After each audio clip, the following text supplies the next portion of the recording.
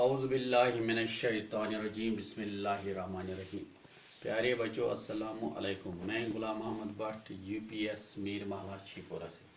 प्यारे बच्चों, आज जो हमारा उन्वान है जो कल से चल रहा है जाबिर बिन हयान, कल हमने इसके 6 सवालात के जवाब लिखे थे।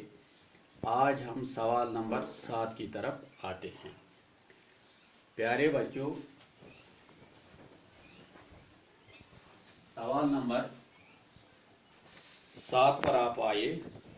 आप अपनी किताब के पेज नंबर 53 पर आइए, यानी 53 पर आइए। सवाल नंबर 7 है, लेबॉर्ट्री किसे कहते हैं? लेबॉर्ट्री किसे कहते हैं? प्यारे बच्चों, यहाँ मैंने इसका जवाब लिखा है, सवाल आप खुद लिखिए। आप बोर्ड की तरफ देखिए। लेबॉर्ट्री इस तजुर्बा गाह को कहते हैं जहां साइंसी तजुर्बे किए जाते हैं। एक बार मैं फिर सवाल नंबर 7 का जवाब दोहराता हूं। आप बोर्ड की तरफ देखिए। लेबॉर्ट्री इस तजुर्बा गाह को कहते हैं जहां साइंसी तजुर्बे किए जाते हैं। प्यारे बच्चों, अब आप सीधा सवाल नंबर 8 पर आइए। आप अपनी किताब की तरफ देखिए। नाइट्रिक एसिड को किस धातु के बर्तन में रखा जाता है? एक बार मैं फिर सवाल नंबर 8 दोहराता हूं। नाइट्रिक एसिड को किस धातु के बर्तन में रखा जाता है? प्यारे बच्चों, यहाँ हमने सवाल नंबर 8 का जवाब आप बोर्ड की तरफ आप देखिए। नाइट्रिक एसिड को सोने और शीशे के बर्तनों में रखा जाता है। एक बार मैं फिर सवाल नंबर 8 का जवाब दोहराता हूं। नाइट्रिक एसिड को सोने और शीशे के बर्तनों में रखा जाता है।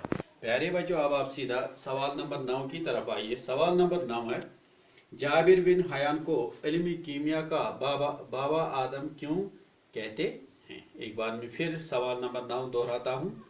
जाबिर बिन हयान को इल्म कीमिया का बाबा आदम क्यों कहते हैं?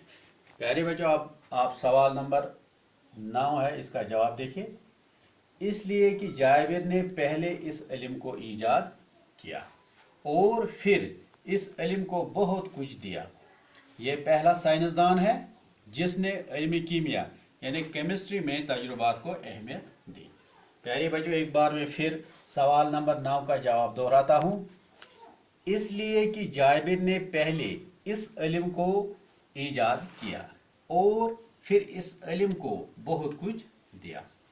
ये पहला साइंसदान है जिसने इल्म कीमिया केमिस्ट्री में तजुर्बात को अहमियत दी। प्यारे बच्चों, अब आप सीधा सवाल नंबर 3 है इसका।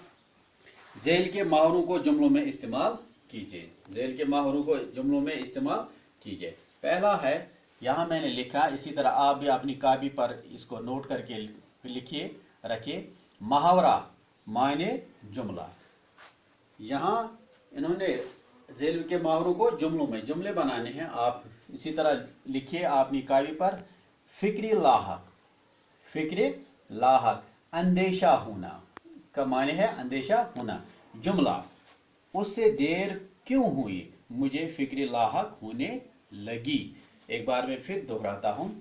फिक्री लाहक अंदेशा होना, उससे देर क्यों हुई, मुझे फिक्र लाहक होने लगी। ये इसका जुमला है, ये माने हैं और ये मुहावरा है। बोझ पड़ना, बोझ पड़ना बारी गर्दा होना, बोझ पड़ना बारी गर्दा होना।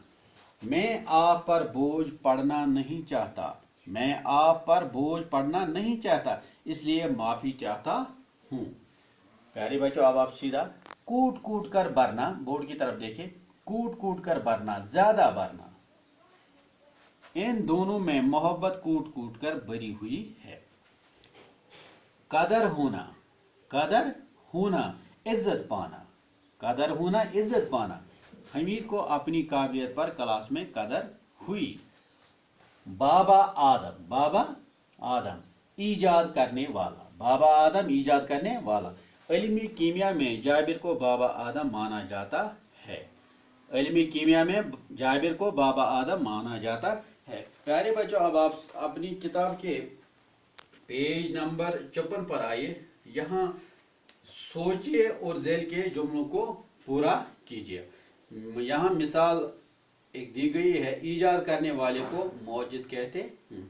यहाँ आप अपनी बुक की तरफ देखिए, कीमिया बनाने वाले को डैश डैश, अतर बेचने वाले को डैश डैश, सब्र करने वाले को डैश डैश, रंगने वाले को डैश डैश, शीशा बनाने वाले को डैश डैश, लोहे के औजार बनाने वाले को डैश डैश, पढ़ाने वाले को डैश डैश, इल्म हासिल करने वाले को डैश।